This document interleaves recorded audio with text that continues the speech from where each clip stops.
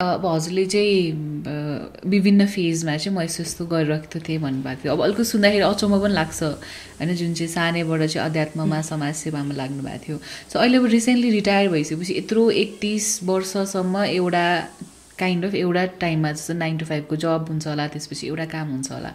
अब अहिले चाहिँ अलिकति चेन्ज भएको छ नि त, सबै कुरा त्यो जबमा जानै पर्ने भन्ने छैन। रिटायरमेन्ट लाइफमा चाहिँ हजुरको दिनचर्या चाहिँ कसरी बित्ने गर्छ?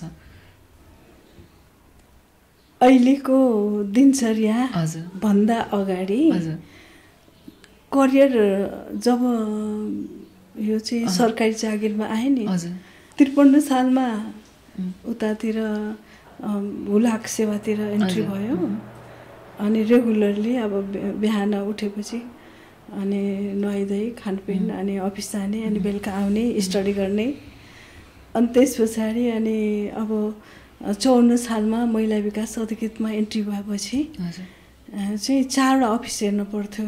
जिल्ला विकास समिति, बाल कल्याण समिति, भौतिक पूर्वाधार अफिस र महिला विकास कार्यालय 4वटा अफिस हेर्नु पर्थ्यो हैन। अनि अति नै बिजी फिल्ड अनि 4वटा अफिस हेर्नु पर्ने अनि आफ्नो पर्सनल लाइफ पनि त्यसरी चाहिँ बित्थ्यो। अनि अहिले त्यसरी एकदम 24 घण्टा बिजी हुनुपर्ने अवस्थामा अब अहिले रिटायर लाइफमा आउँदाखेरि त हामीलाई त काम खोजी गर्नुपर्ने हुन्छ। अब कामै पुग्दैन, बानी भन्छ काम पुग्दैन। त्यसो भएपछि अनि बिहान उठेर 2-2:30 बजीतिर, लेटमा 3 बजे उठ्ने हो। उठिन्छ, उठेपछि नुहाइधुवाइ अनि मेडिटेसन, त्यसपछि अनि सरसफाइ सँगसँगै खाना बनाइरहेको हुन्छु। अनि 6:15 खाना बनाएर आश्रम जान्छु, ब्रह्मकुमारी ईश्वरी विश्वविद्यालय। त्यहाँ आध्यात्मिक पढाइ पढाइन्छ, जस्तो आज इक्जाम थियो त्यहाँ पढ्न जान्छु। अनि त्यहाँ पढेर आएपछि त्यहाँ 8 बजीसम्म पढाइ हुन्छ। त्यहाँबाट आएपछि 8:15 चाहिँ मैले एनी हाउ बाबुलाई चाहिँ डाइनिङ टेबलमा खाना रेडी गरिदिनु पर्छ। त्यसपछि 9 बजी सरलाई। अनि त्यसपछि अनि फेरि अनि कुकुरहरू छन् 3वटा, तिनीहरूलाई भोजन व्यवस्थापन, सरसफाइ व्यवस्थापन भयो। त्यसपछि अनि दिउँसो अनि बाँकी भएको उता अनि बगैँचामा फुलहरू, गमलामा फुलहरू सरसफाइ यताउति गर्दा कपडा धुने, सुकाउने, उठाउने, पट्याउने। त्यसपछि अनि फेरि नास्तापछि अनि फेरि बेलुकाको खाना अनि सरसफाइ अनि फेरि मेडिटेसन अनि पढ्ने काम। अनि यसो इन्टरनेट मनपर्छ। दिउँसो पनि खाली हुँदाखेरि म स्टडी गर्न अब अलि पत्रिकाहरू, पेपर न्युजहरू पढ्ने चलन छैन, इन्टरनेटबाटै हो।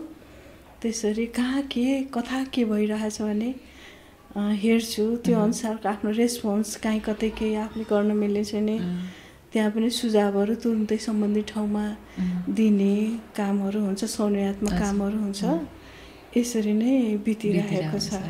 अब यो चाहिँ अलिकति हुन्छ स्लो लाइफ, हजुरको आरामले आफ्नो टाइम लिएर गरिराख्नु भएको छ। सो हजुरको पहिलाको टाइम सुन्दा र हजुर अब डेभलपमेन्ट सेक्टरमा हुनुभयो धेरै वर्षसम्म, अनि हजुर अझ फिल्ड वर्कमै गइराख्नु भएको हुन्छ नि त। फिल्डमा गर्दा धेरैजना व्यक्तिहरूसँग अब हजुर महिला बालबालिकासँग विशेष त काम गर्नुहुने भयो। सो त्यति बेला चाहिँ कस्तो खालको हजुरको खास काम चाहिँ हुन्छ नि। अब हामी त त्यो फिल्डमा नभएकोले अलिकति सुन्दा कस्तो खालको काम चाहिँ, वा फिल्डमा पनि कस्तो केसेसहरू हेरिन्थ्यो, वा त्योमा हजुरको भूमिका चाहिँ के हुन्थ्यो त्यो काम गर्दा? एज कार्यालय प्रमुखको नाताले त्यहाँ चाहिँ प्रशासनिक पाटो मुख्य रहन्थ्यो पहिला।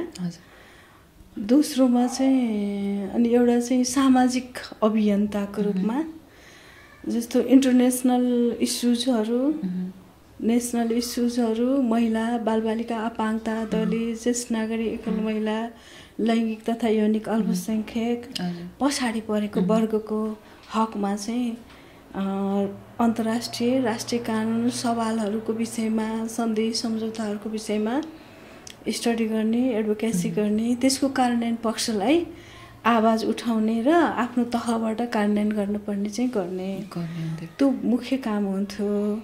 अनि दोस्रो चाहिँ अब स्थानीय तवरको बस्ती तहको सवालहरूमा तुरुन्तै अन द स्पोट गएर त्यहाँ काउन्सिलिङ गर्नुपर्ने हो कि रेस्क्यु गर्नुपर्ने हो कि अनि उसलाई रिह्याब गर्नुपर्ने हो कि तत्पश्चातका कामहरू चाहिँ कारागारदेखि लिएर बस्ती तहको हरेक अवयवहरू चाहिँ हाम्रो कार्यालयको वर्किङ एरियाले चाहिँ समेट्थ्यो। यसरी पनि महिलाको विशेष व्यवस्था ऐन कानुनमा सरकारले संरक्षण गरेको छ भने त्यसलाई चाहिँ एज ए कार्यान्वयनकर्ताको तर्फबाट चाहिँ हामीले चाहिँ स्ट्रङ कार्यान्वयन गर्नुपर्छ भनेर चाहिँ गरिन्थ्यो। 34जना कर्मचारीहरू हुनुहुन्थ्यो। तिनलाई अब परिचालन गर्दै फिल्डको र अफिसको कार्य सञ्चालन गरिन्थ्यो। त्यतिखेरको इन्ट्रेस्टिङ पार्ट हो 54 सालको सम्झिँदाखेरि अहिलेको महिला कर्मचारी साथीहरूलाई त धेरै सजिलो। त्यतिखेर म आफू जागिर खान जाँदाखेरि पनि ओहो यस्तो भर्खर अब कर्ली कपाल छ, अम्ब्रेला कट लुगा लगाएको छ, छुँदाखेरि पनि दाग लाग्ला जस्तो भर्खरको केटी छ, एकदम गोरो होइन, यस्तो टाढा टाढा अब खोटाङमा पूर्वको एकदम दुर्गम भन्छ खोटाङ होइन। अब घोडा चढेर 4 घन्टा जति लाग्ने, अब हिँडेर 2 दिन जति लाग्ने ठाउँमा एक्लै केटी मान्छे गएको छ होइन, बसेको छ। अनि अरूलाई चाहिँ अचम्म लाग्ने के अब श्रीमानले खानै नपुगेर पठाएको त होला भन्ने जस्तो श्रीमानलाई वाट लगाइदिइहाल्ने कि किनभने अब हाम्रो सामाजिक संरचना पारिवारिक संरचनाले गर्दाखेरि चाहिँ महिलाहरू घरभित्रैको काममा सीमित हुनुपर्छ, पैसा कमाउने काम चाहिँ पुरुषको मात्रै हो भन्ने बुझाइ देखियो नि त ग्रामीण जनताको। अनि त्यो मैले मुसुक्क हाँस्थेँ होइन।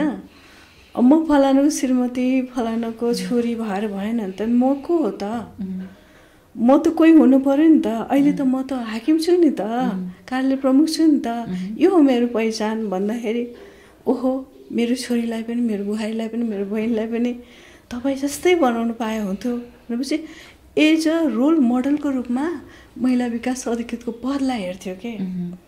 महिला विकास कार्यालय प्रमुखहरू जुन जुन बाटोबाट हिँड्थे नि रक्सीका बोतलहरू पछाडि लुक्थे, सिगरेट फालिन्थे, चोर उचङ्काहरू डराउँथे, जाली फटाहरू डराउँथे। एउटा समाजमा चाहिँ महिला सशक्तिकरणको चाहिँ राम्रो पक्ष चाहिँ देखियो, त्यो परिवर्तन चाहिँ थियो। त्यसरी चाहिँ हामी काम गऱ्यौँ। अनि त्यो सुरुवातमा काम गर्दाखेरि ऋण लगानीको कामहरू पनि हुन्थ्यो होइन। अनि त्यो पनि इन्डिकेटरको रूपमा थियो कि प्रगतिको इन्डिकेटर, फ्रिज कति गराउने, भ्रष्टाचार न्यूनीकरण, फ्रिज कति गराउने र लगानी कति गर्ने, कार्यक्रम कार्यान्वयन चाहिँ कति गर्ने, अप्पर सगरमाथा प्रोजेक्ट। अनि हामी चाहिँ रातभरि चाहिँ लगानी असुली ऋण असुली गर्नेमा त्यो जसले ऋण लिएको छ पक्रिन जान्थ्यो। अनि पक्रिने घर घरै जानुपर्ने, अब त्यो जाँदाखेरि कतिपय ठाउँमा हामीलाई पानी नदिने, पानी प्याक हुन्थ्यो। अब यो छोरीको पानी हो, बुहारीको पानी हो, यो यसको पानी हो भन्ने पानी खाना पनि नदिने। अनि के गर्ने त, चक्कर लाग्छ नि त। अनि त्यो धापमा गएर सल फालेर अनि त्यो सल भिजेपछि त्यो सल निचरेर पानी खाएर हामी काम गरेको। अनि सुत्न नदिने, बास नदिने। कुन एरियाको कुरा उसमा खोटाङको ऐसल खर्क भन्ने ठाउँमा। अनि सुत्न नदिएपछि अनि के गर्ने त, काहीँ त सुत्न पर्यो छोरी मान्छेहरू। अनि त्यसपछि अब सुँगुरको खोडमा सुत्न दिने, रातभरि त्यो गनाउने ठाउँमा त्यो सुँगुर हुँ गरेर कराउँछ, त्यस्तोमा सुतेर। अनि फेरि उनीहरूले एकदम माया गरेको भनेको के त, हरियो घाँसको पात काटेर दिन्थ्यो, हामी त्यो हरियो घाँसको पातमा हामी सुत्थ्यौँ। त्यो पनि हामीलाई एकदम पुरै एकदम लग्जरियस बेड पाए जस्तै हुन्थ्यो। हजुरको ड्युटी भित्रै पर्थ्यो असुल्ने पनि? पर्थ्यो। ए ओके। अनि राति चाहिँ उहाँहरू दिउँसो चाहिँ भाग्ने भएको? दिउँसो भाग्ने भएर राति पक्रिन जाने हामी। अनि त्यसपछि अनि फेरि अब हामी गयो आयो खाना दिनुपर्छ भनेर भित्र बसाल्ने खोर्सानी हालिदिनुहुन्थ्यो। खोर्सानी हालेपछि त अब मान्छे त एकदम आत्तिएर भाग्छ नि त, खान नपाइने। त्यस्तो गाह्रो थियो त्यतिखेर होइन। अनि फेरि महिलाहरू अब घर छोडेर हिँडेको भनेपछि महिलालाई हेर्ने दृष्टिकोण नकारात्मक थियो नि त। यसलाई फकाउन सकिन्छ कि, यसलाई कब्जा जमाउन सकिन्छ कि, यसलाई आफूले भनेअनुसारको निर्णय गराउन सकिन्छ कि भन्ने हुन्छ नि। तर नो इन्ट्री नि त। अब हामी त बुझेर जानेर, म एडभोकेट पनि पहिला प्र्याक्टिस गरेको हुनाले, आफू पनि भित्रैदेखि स्ट्रङ भएको हुनाले सबैमा नो इन्ट्री, ब्याड र गुड भन्ने त थाहा हुन्थ्यो नि त हामीलाई त। त्यसरी हामी काम गरेको। अनि पहिला जाँदाखेरि चाहिँ अब यो निस्किहाल्यो, निस्केपछि 6 महिना मात्रै खान्छु भनेर गएको म। त्यो यो सिलाइ कटाइवाला महिलाको काम होला, म त यस्तो गर्दिनँ, म त वकिल मान्छे भन्ने थियो। अनि स्टोरमा खोजेँ पहिला स्टोर निरीक्षण गर्दाखेरि सिलाइ कटाइको मेसिन देखिनँ। नदेखेपछि के रहेछ त यो, अचम्म लाग्यो। अफिस कस्तो टाइपको अफिस हो भन्ने। खोटाङकै सुरुवातमा महिला विभागमा सिलाइ कटाइ भित्र चाहिँ हजुरको पर्थ्यो। त्यो हो कि भन्ने मलाई थियो कि महिला विभाग भनेको चाहिँ त्यो होला भन्ने थियो। अनि त्यसपछि अनि अब जनताहरू महिलाहरू आउनुहुन्थ्यो। म हाकिम भएको ठुलो कोठा, महिलाहरू सबै त्यत्रो सोफा हो नि, भुइँमा बस्नुहुन्थ्यो मुख छोपेर। मलाई अचम्म लाग्थ्यो, तपाईँ सोफामा बस्नुहोस् न भनेको, उहाँहरू डराउनु थरथर काम्ने। यस्तो किन तपाईँहरूले कर तिरेर मैले जागिर खाने होइन, हाकिम साहबको अगाडि कसरी हामी बस्ने, मिल्दैन भन्नु। अब यहाँनिर चाहिँ मैले परिवर्तन गर्नु पर्दो रहेछ भन्ने थाहा भयो। त्यसपछि सर्लक्कै त्यो सबै आफ्नो ड्रेसअपलाई सबलाई एकदम नर्मल गाउँको मान्छे जस्तो बनाइहाले। चप्पल लाएर हिँड्ने अनि नर्मल सबै नर्मल बनाएर अनि उनीहरूकोमा जाने, खाने, घुलमिल गरेपछि अनि त्यसरी अलि नजिक लिएर आएँ जनतालाई। अनि त्यसपछि उनीहरूले बाँडेर सक्ने तरकारीहरू। अनि खोटाङमा चाहिँ हाट बजारको कन्सेप्ट थिएन। महिलाहरूले पैसा कमाउनुपर्छ, नत्र दाजुभाइले हेप्छ, त्यो हुइम लिएर आएँ। फेरि त्यो भएपछि सबले लाज माने, तपाईँले सबै सामान ल्याइदिनु म बेच्छु भन्ने भएर म बेच्न बस्ने। सबको यस्तो तरकारीहरू सबै वरिपरि राख्नुहुन्थ्यो। म चाहिँ ग्राहक आएपछि टक्क हाकिम ज्योति हामी सबैजना बेच्न बस्छौँ। अनि त्यो जति इन्कम हुन्छ त्यो उनीहरूलाई दिएपछि पहिलो हाटमा त्यस्तो, दोस्रो हाटमा त्यस्तो, तेस्रो हाटमा अनि उनीहरूलाई त पैसा दियो नि त। अनि बानी लागेर अनि त्यहाँको खोटाङको दिक्लेरको महिलाहरूले उत्पादन गर्ने अनि हाटमा बिक्री गर्ने, त्यसरी परिवर्तन भयो होइन। अनि अब हामी त जहाँ पनि निर्वाध रूपमा जिल्ला विकास समितिमा अब एलडी साहबहरू धेरै जस्तो दुर्गममा नबस्ने, जिल्ला विकास समिति 200-300 कर्मचारी चलाउनु पर्थ्यो। अनि ओहो अब त्यो घरि कता उद्घाटन गर्नु गएछ, घरि कता गएछ सबै हेर्न पर्ने। त्यत्रो प्राविधिक कामहरू, त्यत्रो हिसाब किताब। अनि जस चुनौतीपूर्ण कामहरू गर्दाखेरि पनि झन् रिस्क लिने क्षमता बढ्दो रहेछ। यसरी सिक्दै सुरुवातमा सबै सिक्दै गयो। लको स्टुडेन्ट त्यो बेलामा महिला विभाग अन्तर्गतको 75 जिल्ला म मात्रै थिएँ त्यतिखेर, म मात्रै लको स्टुडेन्ट। त्यही भएर मन्त्रीज्यूले, सचिवज्यूले अनि विभागीय प्रमुखले एकदम माया गर्ने। यहाँ लको स्टुडेन्ट चाहिने ठाउँ हो, अरूलाई पनि ल ब्याकग्राउन्ड बनाउनु पर्छ, अब सबलाई पढाउनु पर्छ, यसलाई चाहिँ जसरी पनि टिकाउनु पर्छ भन्ने असाध्य माया गर्ने। त्यसरी चाहिँ सिकाउँदै सबले सिकाउँदै उ गर्दै यतैतिर भिजाउनु भएर अनि सबै त्यो दिन दुखी गरिब कसले घरेलु हिंसाको केसेसहरू आउँछन्, कुटपिट गर्ने, घरि कसैलाई बोक्सीको आरोप लाउने, दिशा खुवाउने। अनि त्यसपछि त्यो त गर्न मिल्दैन होइन। बोक्सी भन्ने कुरा त जसले नेगेटिभ सोच्यो त्यही हो बोक्सी, जसले पोजिटिभ सोच्यो त्यही हो धामे होइन। अब यो बोली भनेको त मन्त्र हो नि त। बोली भनेको हरेक बोली नै मन्त्र भएपछि त नेगेटिभ बोलेपछि बोक्सीको बोली भयो, अब पोजिटिभ बोलेपछि धामेको बोली भयो, त्यो आफू कतातिर जाने। यसरी परिवर्तन। अनि जातीय आन्दोलनका कुराहरू आयो, जातीय समानताका कुराहरू गर्दाखेरि अब बच्चामा पनि मलाई मेरो साथी सार्की हुनुहुन्थ्यो होइन, उहाँलाई सबै छुएपछि नुहाइदिने, हामीलाई पक्रेर नुहाइदिने बेस्ट फ्रेन्ड सार्की, कमला सार्के हजुर नाम पनि अझै याद छ मलाई। अनि नुहाइदिने, हामीलाई छुन नदिने, उनको घरमा खाना नदिने। मलाई पीडा थियो नि त। खोटाङमा जाँदाखेरि अफिसको काम पनि त्यही भयो। त्यसपछि अनिखेरि त्यो जातीय मुभमेन्टमा लाग्दाखेरि सबैले बहिष्कार गरेको अफिसर हो क्या हजुरलाई। ल यसले अब किनभने त्यतिखेरसम्म त ब्राह्मणवाद भन्छ नि त, जातीयवाद चरम सीमामै थियो नि त। 54 सालदेखि 56 खोटाङ, अनि 56 देखि 58सम्म यता म्याग्दी। म्याग्दीमा चाहिँ अब भनौँ न यो जनआन्दोलनका कुराहरू, क्रान्तिका कुराहरू भयो। त्यतिखेर त अब सबै अफिसरको प्रतिनिधित्व गरेर हामीले कार्यक्रम लैजानु पर्थ्यो नि त। अब अरूलाई त क्विट गरिदिने, अब हामीलाई त अलि सजिलो हुने नि त। हाम्रो त फिल्डमा सबै जनतै अब आन्दोलनकारी जस्तो फिल्ड नगई नहुने, फिल्ड गयो भने फेरि सरकार तर्फबाट फेरि यता ढोकामा मिलिट्री राखिदिने, छतमा मिलिट्री राखिदिने, स्पिचमा ब्यान्ड लगाउने, फिल्डमा ब्यान्ड लगाउने। अझ मलाई त अन द स्पोर्ट गृहबाटै सुट गर्ने भनेर अर्डर ल्याएको अफिसर पनि हो। तर हामी फिल्डको जानुभयो भनेर अब हाम्रो कामै फिल्डमा नगइकन काम नहुने हाम्रो होइन। अनि उहाँहरूले चाहिँ जस्तो के त्यस्तो मिसअन्डरस्ट्यान्डिङ भएको बिचमा? अब मिसअन्डरस्ट्यान्डिङ त अब सबै त्यो बेला जनता कर्मचारी सबै आन्दोलित नै त। आन्दोलित भएपछि फिल्ड नजा भन्ने, अब फिल्ड नगइकन हाम्रो त कामै नबिन्ने, जानै पर्थ्यो।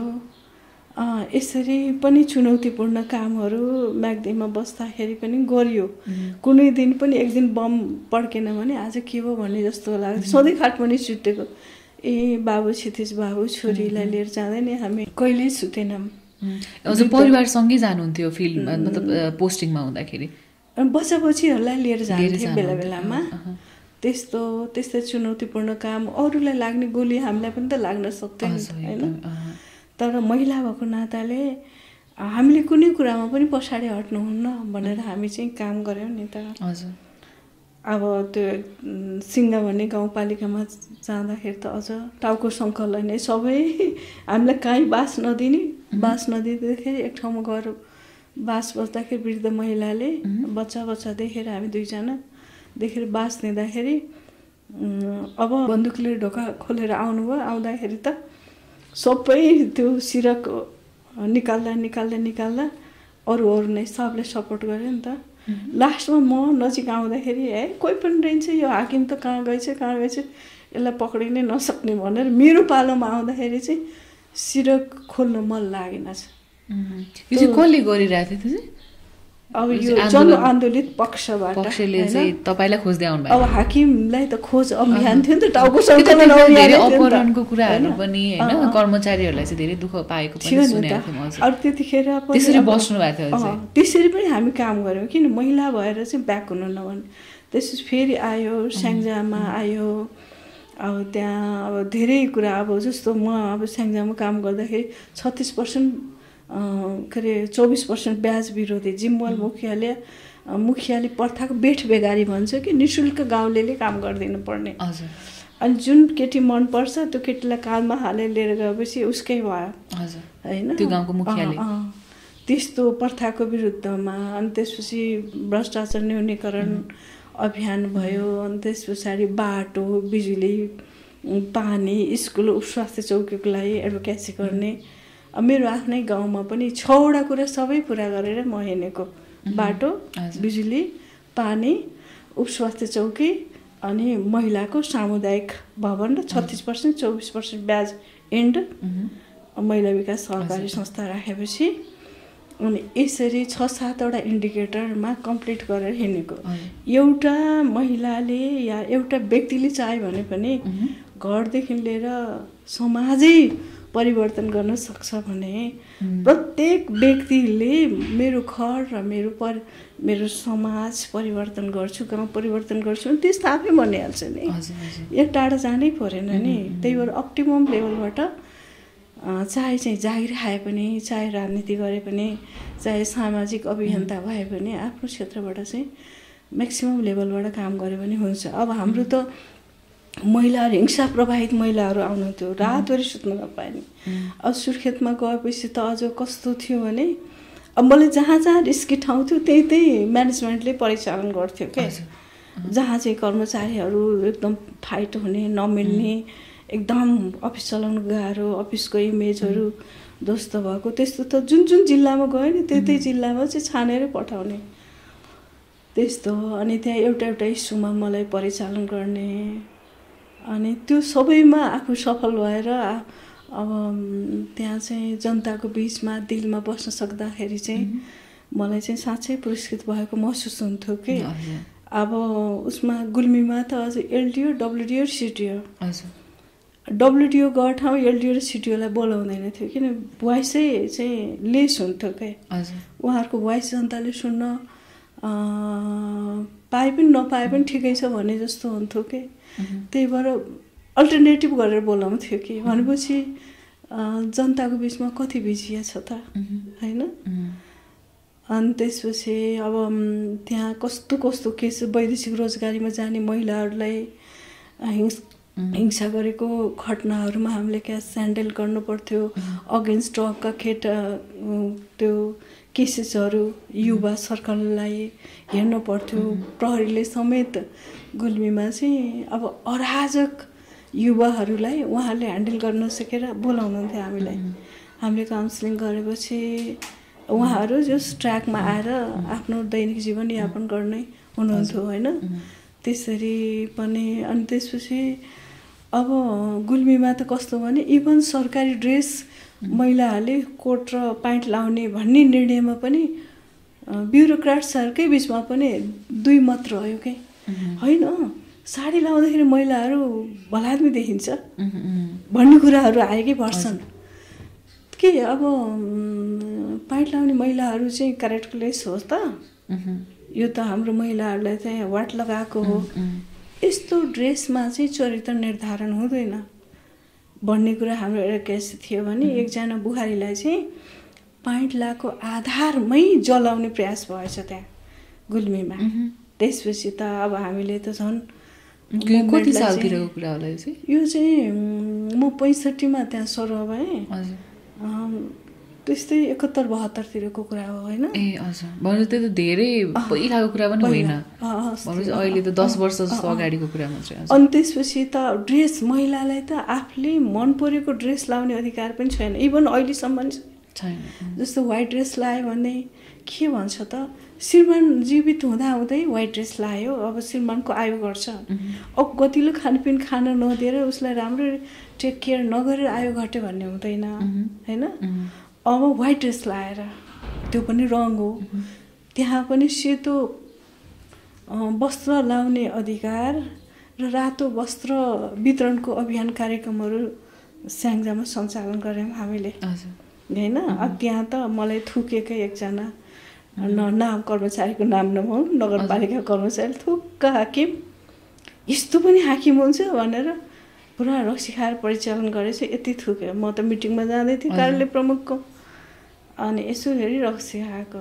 त्यसपछि के कुरामा चित्त नबुझेको भन्छु, अनि रुमालले यसै पुछेँ, ल सर तपाईँसँग पछि कुरा गरौँ ल है भने, ल त समाज सुधार्ने नै भए सानमैया दिदीलाई सुधारेर हेर त भने होइन। अब म के कुरा गर्ने उहाँसँग, अनि फेरि म थुक पुछेर म अब मिटिङ अटेन्ड गरेँ। फर्केर आउँदा थियो उहाँले अफिसमा एउटा लेडीलाई ल्याइदिनु भएको रहेछ। त्यो लेडी कस्तो भने आँखामा कसेर चिप्रा निस्केको, जुम्रा चारैतिर रुग रुग रुग हिँड्ने, नाकबाट सिँगान, मुखबाट रेहाल, मैलो, एकदम गनाउने लुगा जुत्रे, दिमागी हालत फरक भएको होइन, काम नगर्ने भएको त्यस्तो महिला ल्याइदियो। ल यहाँलाई सुधारेर देखाउनु, तब बल्ल महिला विकास कार्यालय महिला विकासको कर्मचारी तपाईँलाई म मान्दछु बल्ल। त्यो दिन मेरो उद्घाटनको कार्यक्रम थियो पुलको, महेन्द्र बस्ती भन्ने हुनुहुन्थ्यो, श्रेष्ठ महेन्द्रमान बस्ती श्रेष्ठ, उहाँलाई र मलाई बोलाएको थियो होइन। अनि मैले चाहिँ अब यहाँलाई हेर्नु कि त्यो पुलमा प्रमुख अतिथि भएर जाने त, मलाई त्यो प्रमुख अतिथि भएर माला लाउनु भन्दा त यो महिला मेरो लागि चाहिँ यो मेरो वर्किङ एरिया हो भनेर मैले सर हजुर चाहिँ म जाने भएन हजुर जानु होला म चाहिँ यो महिलालाई मैले डिलिङ गर्नुपर्ने भयो होइन तपाईँलाई प्रमुख अतिथि भयो जानुपर्छ नै सरी सर आज हेल्प गर्नुहोस् उहाँलाई पठाइदिएँ उहाँ जानुभयो एकदम राम्रो चाहिँ स्थापित व्यक्ति हुनुहुन्छ उहाँ पोलिटिसियन त्यसपछि म चाहिँ उहाँलाई लिएर गएँ अब जुम्रा कति सर्यो होला है कति गनायो होला रक्सी नै खानुभएको छ सिगरेट नै गराएको छ अब त्यो लेडीलाई ह्यान्डल दिनभरि मैले खाने के गर्ने गर्दाखेरि सबै कुरा बुझ्दाखेरि जब ब्रह्मकुमारी अब के गर्ने त अब सुधार्नु भनेको छ अब यहाँ पनि लगेर मैले ब्रह्मकुमारीमा लिएर गएँ उहाँ त त्यो देख्ने बित्तिकै रुन थाल्नुभयो त्यहाँको भाइब्रेसनले पिसफुल भाइब्रेसनले रुन थाल्यो ए भगवान् सबैको घर छ मेरो घर छैन सबै कहाँ बस्दाखेरि मलाई कति कब्जा जमाए कति अन्याय गर्यो मेरो शरीरलाई कति दुःख भयो अब त्यो विभिन्न कुराहरू महिलालाई रेप पारेछ क्या अब त्यो सबै कुरा गरेर रुन थाल्नुभयो हजुर कति उमेरको हुनुहुन्थ्यो होला त्यो 45-46 वर्षको होइन रुनु थाल्नुभयो उहाँ बेसकान अनि मैले ठिक छ कति रुनुहुन्छ अनि पछि अनि मैले घर भइदिए कमसेकम म घरमा बस्थेँ मलाई कसैले जबरजस्ती त गर्न पाउँथेन नि मेरो शरीर छिया भयो नि भनेर रुनुभयो मलाई एकदम पिला मलाई धिक्कार लाग्यो आफू हाकिम भएको त्यसपछि अनि मैले सोधेँ तपाईँलाई कहर भयो भने तपाईँ सुध्रिनुहुन्छ रक्सी छोड्नुहुन्छ सिगरेट छोड्नुहुन्छ यो बाहिर जो पाए त्यही भाइ मानिससँग हिँड्न छोड्नुहुन्छ भने म सुध्रिन्छु पक्का हो पक्का ल तपाईँको घर बनाउने जिम्मा मेरो हो अब भनि त हालेँ कसरी बनाउने त्यसपछि अनि उहाँलाई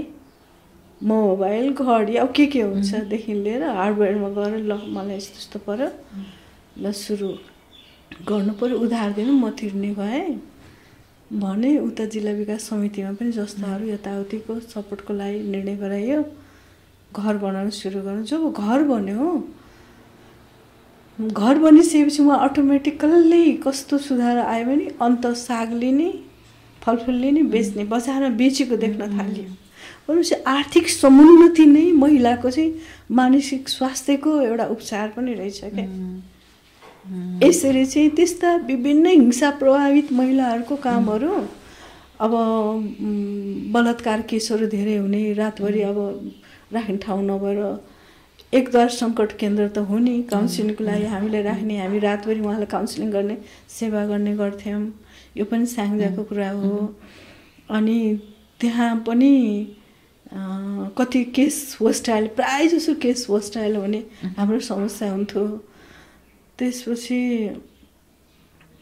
अब पोलिटिकल भनौँ सबै प्रभावशाली व्यक्तिहरूले नै संरक्षण गरेको देखिने के अनि गाह्रो अनि हामी महिला अभियन्ताहरूलाई सबैले टार्गेट हाम्रो ज्यानको सुरक्षै हुन्थेन क्या कहाँ कतिखेर कसले मार्छ भन्ने नै थाहा नहुने क्या हाम्रो आफ्नो नै एकदम सुरक्षाको अभाव थियो त्यसरी हामीले काम गऱ्यौँ होइन अनि एउटा त्यस्तो भयो त्यस्ता केसेसहरू कति एउटा चाहिँ अब त्यही स्याङ्जामा दृष्टिविहीन महिलालाई बलात्कार गरे अब के भन्ने उहाँले देख्नुहुन्न कसलाई भन्ने आवाज सुनेको आधारमा फलानु भन्दाखेरि कसैले पनि मान्दैन त्यस्ता केसेसहरू त कति के हाम्रो त्यो कामै केस व्यवस्थापन केस म्यानेजमेन्ट गर्नै पर्थ्यो मेन कम्पोनेन्ट त्यस्ता हिंसा प्रभावित महिलाहरूको केस म्यानेजमेन्ट मेन कम्पोनेन्ट त्यस्तो थियो स्याङ्जामा सुर्खेतमा उपसचिव भएर गएपछि त्यहाँ त झन् कस्तो भने जङ्गलको स्याल कराउने ड्रग खाने केटाकेटीहरू त्यो हाम्रो अफिसको जङ्गलमा बस्ने कर्मचारीहरू डराउने 12-1 बजी आउने सबै यसो हाजिर गर्ने जाने फिल्डतिरै जाने अनि किन यिनीहरू आउँदैन अफिस टाइममा आउनुपर्छ 10 बजी भन्दा नआउन गाह्रो मान्ने एकदम भलामी तर अफिस आउनु अब के गर्ने त ट्र्याकमा किन यस्तो भयो भने हेर्दाखेरि त पुरा सेफ्टी ट्याङ्की टोयलेटको सबै झर्र खस्दो रहेछ उहाँहरू दुर्गन्धित भएर बस्न मैले के भने त अब यो अफिसको कम्पाउन्डलाई नै म्यानेज गर्नु पर्यो त्यसपछि बल्ल कर्मचारीहरूलाई 10 to 5 व्यवस्थापन गर्नु पर्यो भने पुरै 18 महिना लाग्यो त्यस्तो जङ्गललाई फाँडेर पुरै बगैँचा पुरै विभिन्न जिल्लाका प्रदेशका आएर प्राइभेट सेक्टरका पनि हाम्रो बगैँचामा आएर विभिन्न प्रोजेक्टहरू हेरेर मेडिटेसन गर्ने, साधु सन्तको भेट लाग्ने, बच्चा इक्जामको बेला पढ्न आउने, सबैजना घुम्न आउने पिस पार्कको रूपमा। त्यसरी कर्मचारीलाई झुला, आराम कक्षा, जनतालाई पनि झुला, आराम कक्षा सबै व्यवस्थापन गरेर अनि कर्मचारी 10 to 5 आउनु, तर पहिला झुला खेल्नु, पिङ खेल्नु, अनि गएर आराम कक्षमा आराम गर्नु, अनि आएर हाजिर गर्नु, अनि जनतालाई डिलिङ गर्नु भन्ने काममा जबरजस्ती थिएन। अनि त्यसरी आमूल किसिमले कर्मचारी परिचालन गरे फिल्डसम्म। अब हाम्रो महिला विकास सहकारी संस्था मार्फत हामीले बस्ती लेभलको परिवर्तन गर्ने, त्यसरी काम गर्दै गर्दै गर्दै गएर अनि पछि अब समायोजन विधेयक आयो, त्यो ऐन आइसकेपछि हामी कर्मचारीलाई समायोजन गर्यो।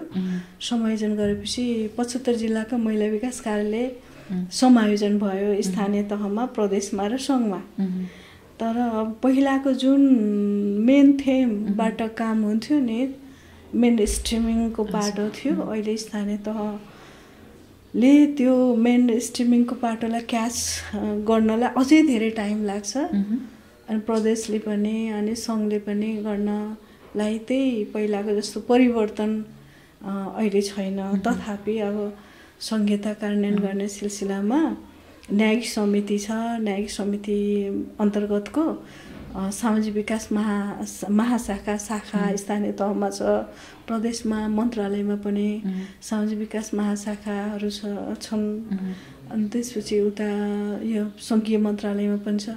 यसरी चाहिँ 77 जिल्लामा अहिले काम भइरहेको छ यो क्षेत्रमा। अब राष्ट्रिय अन्तर्राष्ट्रिय सन्धि सम्झौता कार्यान्वयन गर्ने, प्रतिबद्धताहरू कार्यान्वयन गर्ने, त्यो हिसाबले गर्दाखेरि चाहिँ जबसम्म चाहिँ मानव जनशक्ति विकास चाहिँ अन्तर्मनदेखि नै इन्टिग्रिटी हैन त्यसरी जाँदैन। अब जनतालाई चाहिँ अप्टिमम लेभलको सेवा दिनुपर्छ भनेर चाहिँ आदर्शमै किसिमले चाहिँ प्र्याक्टिकल रूपमा जाँदैन, तबसम्म चाहिँ गुणस्तरीय सेवा पाउन सक्दैन। मैले अब हजुरको यही कुरा सुनिराख्दाखेरि चाहिँ अब हाम्रो चाहिँ इमेज के छ भन्दाखेरि सरकारी जागिरे भनेको चाहिँ अल्छी नै हुन्छन्, भ्रष्ट नै हुन्छन्, काम गरिदिँदैनन्, झुलाउँछन् हामीलाई भनेको थिएन।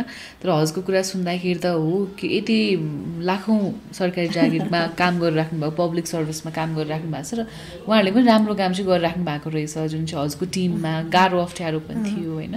सो यो अब हेरिराख्दाखेरि अब अलिकति हामीले कार्यक्रमलाई अलिकति छुट्याउँदाखेरि चाहिँ होइन समग्रमा अब जो कोही पनि अहिलेको युवाहरू जुन चाहिँ किनभने हामीलाई चाहिँ काइन्ड अफ देख्दाखेरि चाहिँ अहिलेको जेनेरेसन केही वर्ष अगाडिदेखिको जेनेरेसनलाई चाहिँ सरकारी जागिरमा जान मन छैन, धेरैजना जान इच्छा गर्नु हुँदैन होइन। अनि ठिकै छ बरु बाहिर जान्छु वा आफ्नै काम गर्छु भन्ने हुन्छ, जुन आफ्नो इच्छा पनि हुन्छ। त त्यो यदि कसैलाई चाहिँ हजुरले यो कुरामा चाहिँ किन पब्लिक सर्भिसमा जाने त होइन, किन सर्भिस वा भनौँ किन सोसियल वर्कमा, किन सोसियल वर्क नै हो, तलब लिएर काम त गरिएको हो होइन। सो किन यो क्षेत्रमा जाने वा जान चाहने व्यक्तिलाई चाहिँ हजुरले एउटा केही मेसेज दिन चाहनुहुन्छ भने चाहिँ त्यहाँ चाहिँ के छ, के को लागि चाहिँ अलिकति आफू तयार हुने होला, यस्तो पनि हुनसक्छ भन्ने कुरा चाहिँ अहिले मेसेज दिनुपर्दा अहिलेको युवाहरूलाई चाहिँ के दिन चाहनुहुन्छ होला? अहिलेको युवाहरूलाई चाहिँ दुई किसिमले मेसेज दिन चाहन्छु। पहिलो त जो क्यापेबल हुन्छ, जसले चाहिँ केही गर्नुपर्छ आफ्नो देशको लागि, मेरो लागि, आफ्नो परिवारको लागि परिवर्तन गर्नुपर्छ, चेन्ज म्यानेजरको रूपमा जानुपर्छ भन्ने लाग्नेले जहाँ गए पनि फरक पर्दैन। प्राइभेट सेक्टर, सामाजिक सेवाको क्षेत्र, सरकारी क्षेत्र, जहाँ गए पनि फरक पर्दैन। तर म चाहिँ किन लागेँ त भन्दाखेरि म ल्याकमा काम गर्दाखेरि त्यो सबै केस म्यानेजमेन्ट गर्न पर्थ्यो नि त, फिल्डको कामहरू सबै त्यस्तो अन्याय अत्याचार त्यस्तो देख्दाखेरि अब फेरि हामी कहाँ जानु पर्यो त, सिडिओ साहबकोमा, डिएसपी साहबकोमा, विभिन्न हाकिम साहबकोहरूमा लौ हजुर भनेर उहाँहरूको टाइम लिएर गर्नु पर्दाखेरि चाहिँ पावरको महत्त्व थाहा भयो कि मलाई। पैसा छ तर पावर छैन, त्यो पैसाको अर्थ भएन नि त। व्यापारीहरू पनि हुनुहुन्छ कति पैसा छ तर चाहिँ फेरि आउनु पर्यो त फेरि सरकारी कर्मचारीकोमा, फेरि सरकारी कर्मचारीसँग पावर त छ तर मनी छैन। सरकार त रेमिटेन्सले धानिएको छ नि त होइन, कम छ नि त। भनेपछि अब पावर पनि चाहियो, मनी पनि चाहियो, प्लस के भयो त पछि अब यो प्राइभेट सेक्टरलाई प्लस गरेर लान सक्यो भने हुन्छ भनेर त्यही भएर सबैको काम प्राइभेट सेक्टर अनि त्यसपछि यता चाहिँ पब्लिक सेक्टर गरेर चाहिँ काम गर्दाखेरि राम्रै हुन्छ।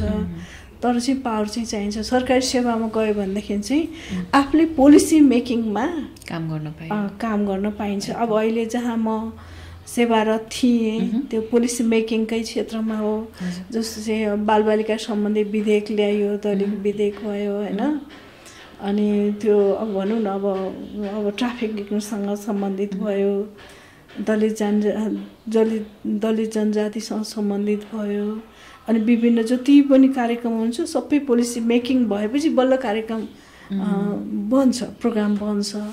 यसरी एडभोकेसी गर्नको लागि पनि सरकारी जागिरमा जानुपर्ने रहेछ।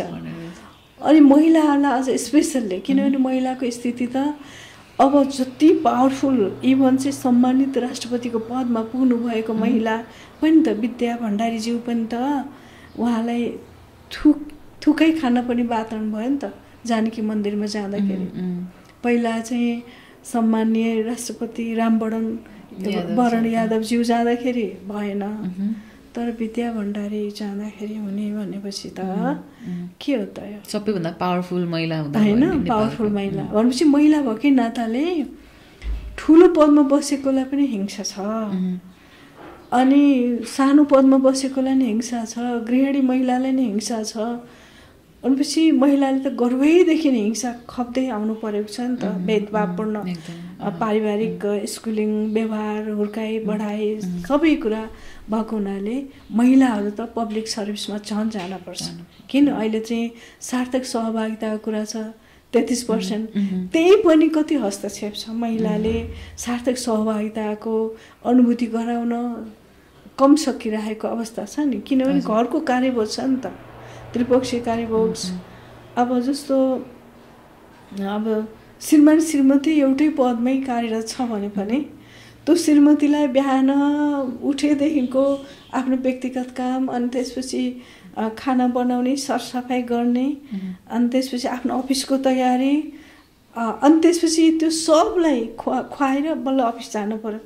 अफिसबाट फर्केर आएपछि पनि त्यो श्रीमान चाहिँ फेरि आराम नुहाउने अनि आराम गर्ने बस्ने हुन्छ होइन। घरको लागि जिम्मेवारी कम हुन्छ त उसले फेरि आएर नास्ता चिया पानी खाना पाउन पासा हेरविचार गरेर अनि बेलुका भोलिपल्ट अफिसको तयारी के गर्ने त, प्रेजेन्टेसनहरू ल्यापटपमा सबै तयारी पारेर भोलि फेरि प्रस्तुतिकरण बिहानै गर्नु पर्यो। फेरि बिहान जाँदाखेरि पनि त सबै खाना पकाएर सब रेडी गरेर जानु पर्यो। भनेपछि अब एउटै तहकोले पनि ल 84% श्रीमानले ल्यायो, 84% श्रीमतीले ल्यायो, बराबर मार्क्स इक्जाममा ल्यायो भने पनि त उसले त्यत्रो 100% काम गरेर जाने र के भन्ने अब 0% नै भन्न पर्यो कि काम गरेर जानेको 84%मा के होला त होइन।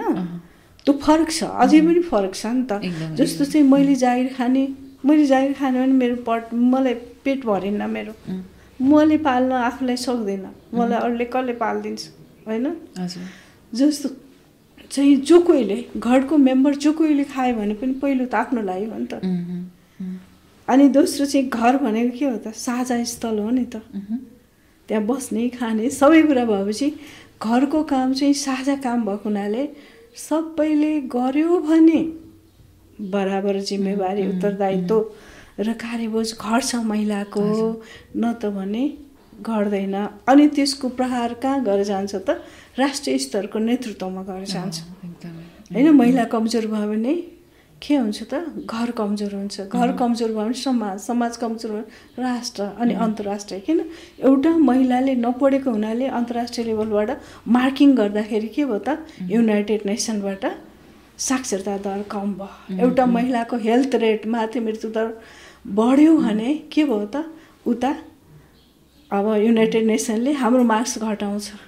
एउटा क्राइम नेपालीले गर्यो भने फेरि त्यतै फेरि इन्टरपोलले के गर्छ त, हाम्रो मार्क्स घटाउँछ। भ्रष्टाचार एकजनाले गर्यो भने के हो, त्यहाँ पनि मार्क। यसो भएको हुनाले प्रत्येक व्यक्ति राष्ट्र अनि त्यो प्रत्येक व्यक्तिलाई उत्पादन गर्ने महिला राष्ट्रमाता त्यो भएको हुनाले महिलाको गर्भैदेखि अब जन्म भएपछि र उनको जीवनको वृद्ध अवस्थासम्म पनि महिलाको जुन घरमा, जुन अफिसमा, जुन समाजमा, जुन राष्ट्रमा सम्मान हुँदैन, त्यहाँ तुलनात्मक गतिले चाहिँ एकदम कम प्रगति हासिल हुन्छ। र अहिलेको युवाहरूलाई चाहिँ जहाँ जानुस् तर आत्मसम्मान सहितको रोजगारीको वातावरण हुनुपर्छ। आफ्नो देशलाई बिर्सिनु हुँदैन। त्यहाँ बाहिर सिकेका कुराहरू आफ्नो देशमा आएर अप्लाई गर्नुपर्छ। अब बाहिरै बस्ने गरेर होइन, पिआर भए पनि नेपालमै आएर चाहिँ देशको परिवर्तन गर्नुपर्छ।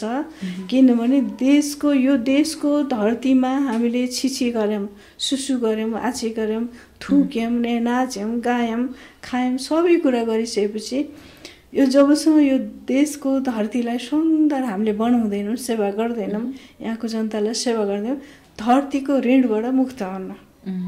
किन त यो पृथ्वी तत्त्व, यो शरीर जल तत्त्व, प्रकृतिको 5 तत्त्वले बनेको छ नि, त्यो विभिन्न कष्ट, रोग, व्याधि अनेक किसिमकोले हामीलाई समस्याग्रस्त बनाउँछ कि।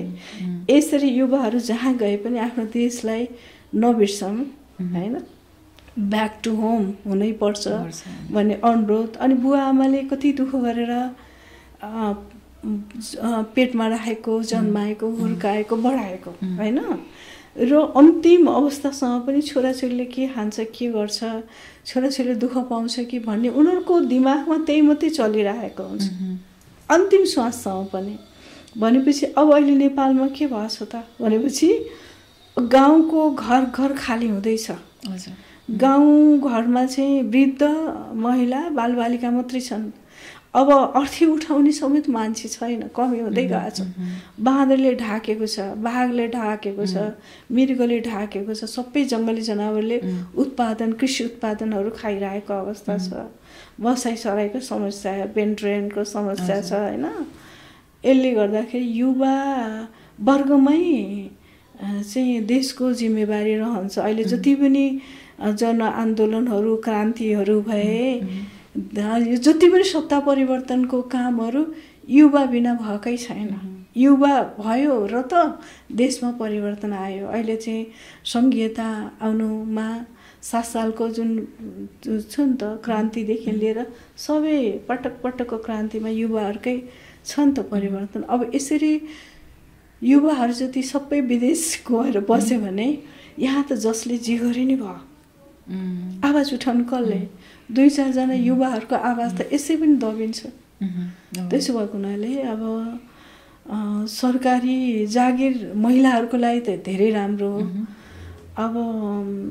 अब यसलाई चाहिँ अब जहाँ बसे पनि, प्राइभेट खाए पनि, जहाँ गए पनि आफूले जुन जिम्मेवारी लिएर गरे पनि देशलाई नै परिवर्तन गर्ने र देशलाई नै सेवा पुर्याउने काम भएको हुनाले काम कुनै पनि सानो या ठुलो हुँदैन, आफैमा ठुलो काम गर्नु, बिजी व्यस्त राख्नु, रोजगारी लिने दिने काम नै ठुलो भएको हुनाले अब सन्तोषम परम सुखम भनेर आफूसँग जे छ, जस्तो छ, आफ्नो इच्छा इन्ट्रेस्ट के छ त्यसैमा नै सुखी, खुसी, सन्तुष्ट भएर आफू पनि सन्तुष्ट हुने, अरूलाई पनि सन्तुष्टि गराउने नै सेवा हो। घर पनि सेवा, देश पनि सेवा।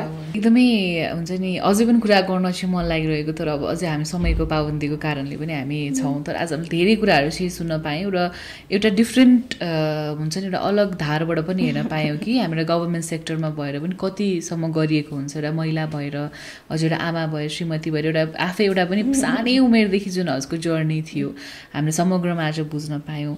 सो यसको लागि समयको लागि चाहिँ म धेरै धेरै धन्यवाद भन्न चाहन्छु, होइन। जुन सुनिराख्नु भएको हाम्रो अडियन्सेसहरूलाई पनि केही क्वेसन्सहरू छन् होला कि त अझै यसलाई कन्टिन्यू गर्न चाहनुहुन्छ भने प्लिज कमेन्ट्स गरिदिनु होला। ताकि चाहिँ अझै कुरा सुन्न मन लागिरहेको छ भनेपछि we can have a second interview हजुरसँग पनि। सो एकदमै खुसी लाग्यो हजुरले यति लामो समय चाहिँ हामीलाई दिनुभयो, हजुरको आफ्नो एक्सपिरियन्सेसहरू, धेरै एक्सपिरियन्स मात्रै अलिकति मात्र आज हामीले चाहिँ सुन्न पाएका छौँ। तर त्यसको लागि चाहिँ म धेरै धेरै धन्यवाद भन्न चाहन्छु हजुरलाई। Thank you so much. मलाई पनि मौका दिनुभएकोमा हजुरहरूको टिमलाई आभारी प्रकट गर्न चाहन्छु। Thank you so much. So आजको हाम्रो यो सेसनबाट चाहिँ हामी बिदा माग्छौँ र अरू पनि अझै यस्तै इन्ट्रेस्टिङ कुराहरू म्यामसँग पनि हजुरलाई केही प्रश्न छन् भने कमेन्ट्स राख्न सक्नुहुन्छ, केही पर्सनल कुराहरू जान्न मन छ, केही प्रोफेसनल कुराहरू जान्न मन छ भने will get back to you. So again thank you so much, तपाईँलाई पनि धेरै धेरै धन्यवाद र let's meet in another session.